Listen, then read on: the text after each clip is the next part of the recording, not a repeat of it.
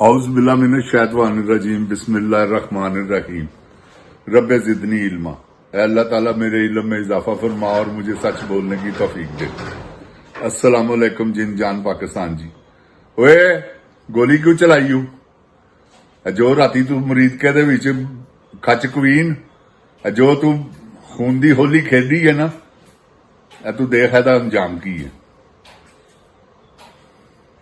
क्योंकि ये नवा नवा खैर जा कोई ऐसी गल नहीं।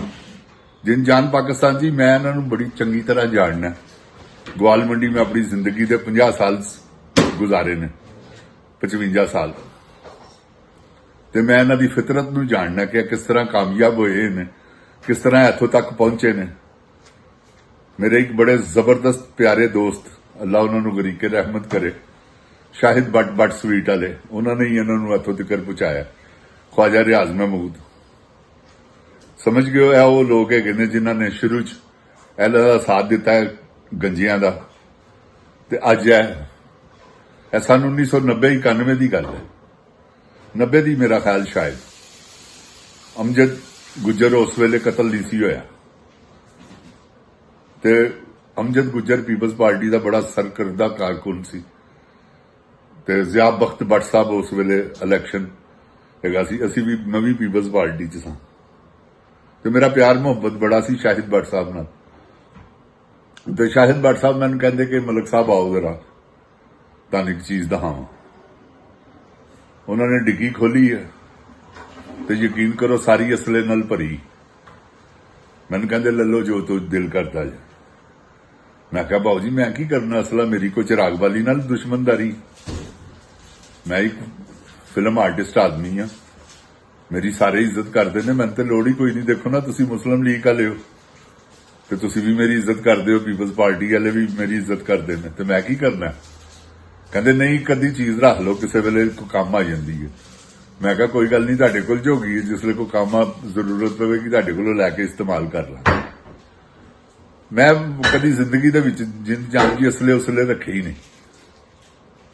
जिन जान जी गुजारिश है कि मैं इन्हों जानना कि इन्होंने यह पैरा फौज जिहड़ी है ना, एयर फोर्स, खच कवीन ने अपने वास्ते रखी बनाई, होर पुलिस नहीं गई, रेंजर नहीं गई, होर सिक्योरिटी इदारे नहीं गए। इन्हें की करना है? पैरा फोर्स बना के सिर्फ अपने वास्ते बनाई है, यहो जिहे काम करने वास्ते जो साध रिजवी ने कीता इन्होंने। देखो ना की तमाद च लिया के उन्होंने तो क्रैश कर दिता फड़ के। तो कोई गल नहीं की, भी शहादत लैन टुरे ने। अल्लाह उन्होंने जेड़े फौत होए ने, अल्लाह उन्होंने शहादत नसीब करे परवरदिगार उन्होंने। अल्लाह ताला अपनी जन्नतुल फरदौस च जगह दवे, जिहड़ी तलवारां दे साए के नीचे अल्लाह फरमांदे ने कि मैंने जन्नतुल फरदौस को रखा है, शहीदां दी जन्नत है। अल्लाह इन्हों उत्थे पहुंचावे परवरदिगार जिहड़े शहीद होए ने। ते जिन जान पाकिस्तान जी, यह बदकार लोग ने, इन्होंने जो कर दिता ना पाकिस्तान का हाल, अल्लाह माफी देवे, तौबा इस्तगफार। इंडिया भी आके कब्जा कर लेंदा ना, उन्हें भी नहीं सी करना जो इन्होंने कर दिता। नेतन्याहू आ रहा वै टीवी दे उत्ते, इमरान खान ही आ रहा, एक कैसा बुगजी है, बगैरत दा पुत्र, जिहदा नाम फील्ड मार्शल है।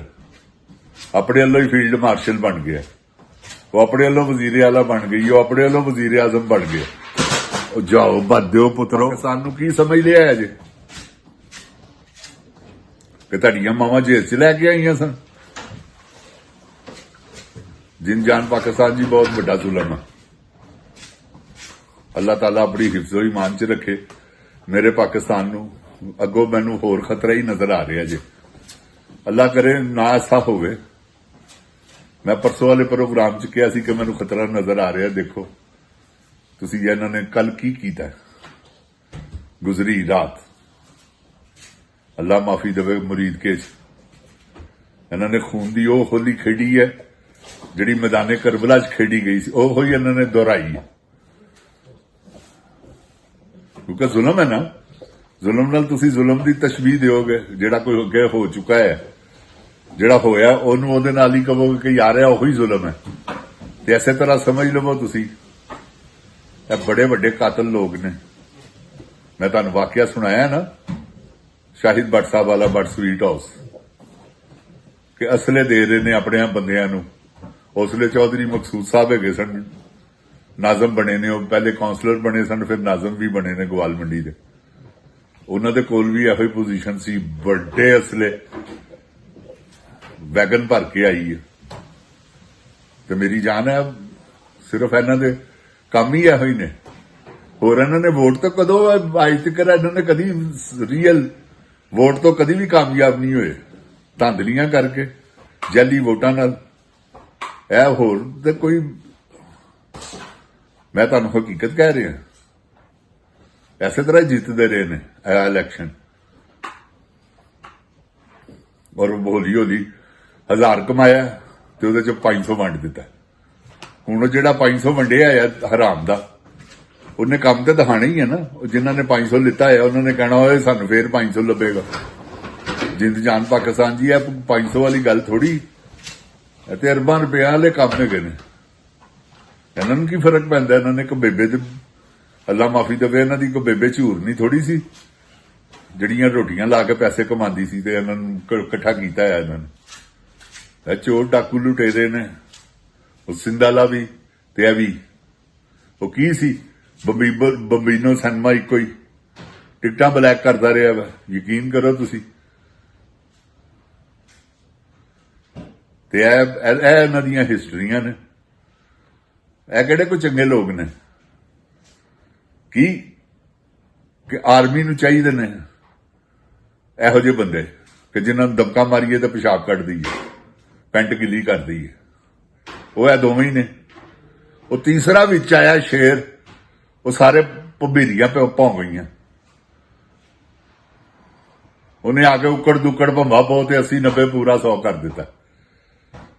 ਸਮਝ ਗਏ?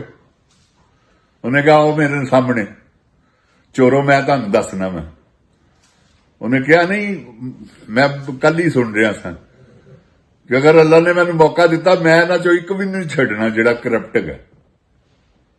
ਤੇ ਇਹਨਾਂ ਨੂੰ ਪਤਾ ਕਿ ਉਹਨੇ ਸਾਨੂੰ ਛੱਡਣਾ ਨਹੀਂ। ਤੇ ਜਿੰਨ ਜਾਨ ਪਾਕਿਸਤਾਨ ਜੀ, ਜੇ ਉਹਨੇ ਨਹੀਂ ਛੱਡਣਾ ਤੇ ਇਹਨਾਂ ਨੇ ਬਚਣਾ ਕਿੱਥੋਂ? ਇਹ ਮੇਰੀ ਗੱਲ ਯਾਦ ਰੱਖਣਾ। ਅੱਲਾਹ ਤਾਲਾ ਮੇਰੇ ਪਾਕਿਸਤਾਨ ਨੂੰ ਆਪਣੀ ਹਿਫਜ਼ੋ ਈਮਾਨ ਚ ਰੱਖੇ। ਜਿੰਨ ਜਾਨ ਪਾਕਿਸਤਾਨ ਜੀ, ਅੱਲਾਹ ਇਮਰਾਨ ਖਾਨ ਦੀਆਂ ਖੈਰਾਂ ਕਰੇ। इमरान खान एक उम्मीद की किरण हैगी जे, होर कोई ऐसा बंदा काबल नहीं गा पाकिस्तान च कि जेड़ा हुण साद रिजवी साहब ने इस वेले मजलूम ने 2 साल सुते रहे ने। उसले इन्होंने याद नहीं आया कि यार गजा च की हो रहा है। भी इन्होंने स्टैबलिशमेंट ने कढ़िया इमरान खान लो ध्यान हटाने वास्ते। मैं तुहानू हकीकत कह रहा भी विच हो सकता जे, तुसीं 25% ਇਹਦਾ भी चांस रखो। ਤਾਂ ਹੀ ਤਾਂ ਕੱਲ ਮਿੰਤਾ ਤਰਲੇ कर रहे सन कि अल्लाह दा वास्ता जे, ਤੁਹਾਡੀਆਂ ਮਾਵਾਂ ਦਾ वास्ता है, आओ बैठ के मुज़ाकरात करने हैं। उस तो पहले क्यों नहीं उन्हें मुज़ाकरात दा? जिन जान जी, सियासत बड़ी भैड़ी चीज है। अल्लाह पाक दी कसम औलाद तक मरवा देंदी।